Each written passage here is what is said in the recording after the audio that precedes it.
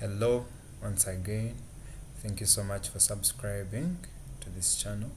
My name is Nirambe Bright, and today I'll be taking you through some of the basics you need to know when you're starting a computer. If you're a starter, pay attention and save the video. You can download the video for future reference. So today I'll be taking you through those basics on how to operate a computer. If it's your first time, it will be very helpful. And also, if it's not your first time, there are some things that later in the video that you'll be able to appreciate that are very helpful to you. So starting, we are going to start from how to start a computer. So when you're starting a computer, you always have to look for that power button, and that power button is always the form of 1 and 0, and it looks like this: the 0 and a 1. And when you notice why you see that button on your personal computer, on your desktop computer, the moment you press on that button, the computer will be able to start, and that is what we call cold booting. Cold booting is starting a computer that was initially off. Meanwhile, we also have what we call warm booting. Warm booting, it's more of restarting the computer.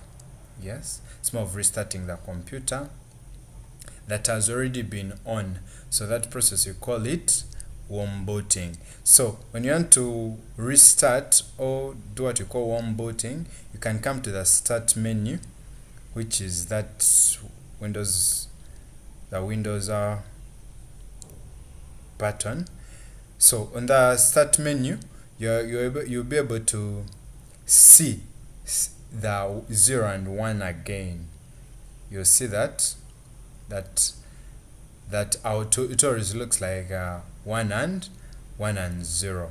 So the moment you click on it, you're going to see the different options. There is lock, there's lock, sleep, shutdown, and restart. But first, we're interested in warm booting. Now in warm booting, you go and click on the restart, on that restart option, and you'll be able to see. You'll be able to restart your computer. Yes. Then other options, you have lock. By locking, it means that you may not be going to use your personal computer or desktop computer at that time, but you don't want anyone to access it. Yes, when you're not around. So you can go for that option. Then there's the option of sleep. Here it's when you want to save your battery. You're not using your computer, but you don't want it again to keep running as you're doing something else. You can put it to sleep. There it will protect your battery. And then of course shut down, you can, from the word, it's turning off your computer after using.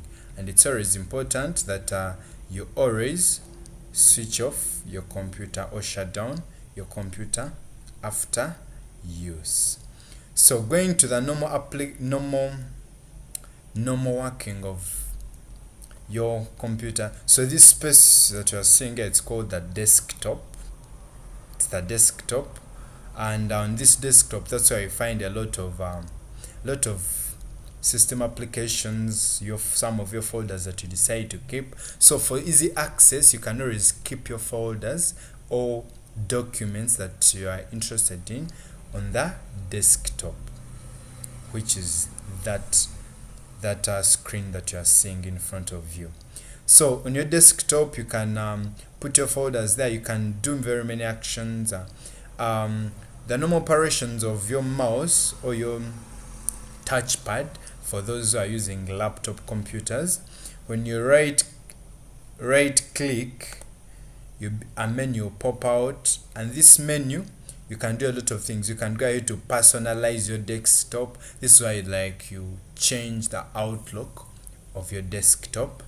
Then there is new on the new, you can be able to create a new folder where you can put your items. You can create a document on the desktop directly, a PowerPoint presentation, and so many others, as we'll be able to see in our next videos. Then you also have an operation which is left clicking. Left clicking, you can use it to click on a certain item on your desktop. For example, when you're to open, when you just click, nothing will happen, right? However, for you to open a folder or an application on the desktop, you have to double click, and double clicking is pressing the left is left clicking twice. Double left clicking, that's what you call double clicking. And once you double click, you're able to open your application. And to close that window, you can always go to there's that exit option on the top right corner of your screen, and you're able to close your dialog box that you have opened.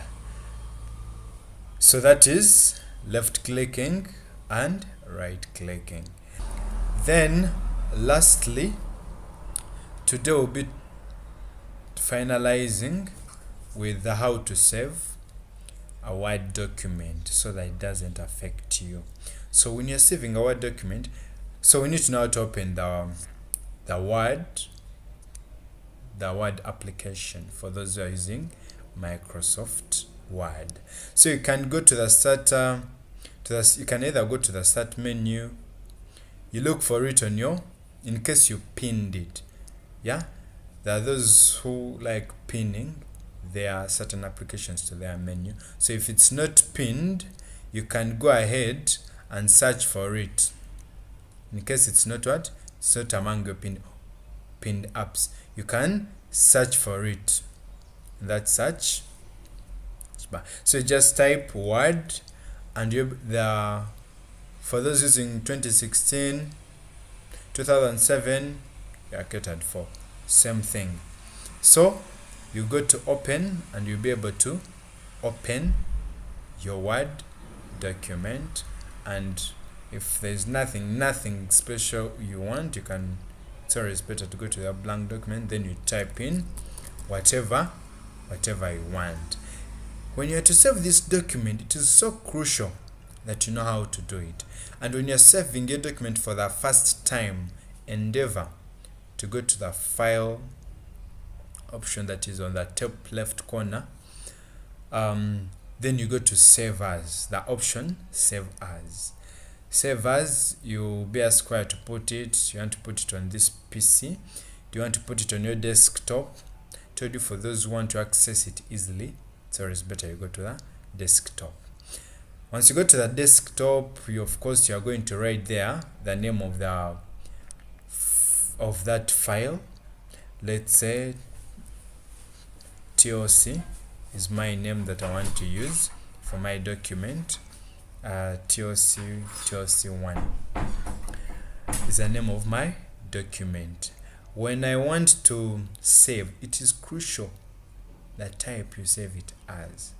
Now, once you save it as Word document, it may, if you send it to share it with someone and is running it on a newer version or an older version of Windows, it's going to be a problem. It may not be able to open. So it's better you save it as Word 97 to 2003 document, so that every person, whether the person is running it on the old Windows or the newer versions, everyone is able to access your document. Then you say save. Meanwhile, as you continue to type, it's so crucial, if you have power problems, it's always so crucial that you always save your work as you type. And to To do that, you don't need to go back. Since you already saved it initially, you can always press your on your keyboard.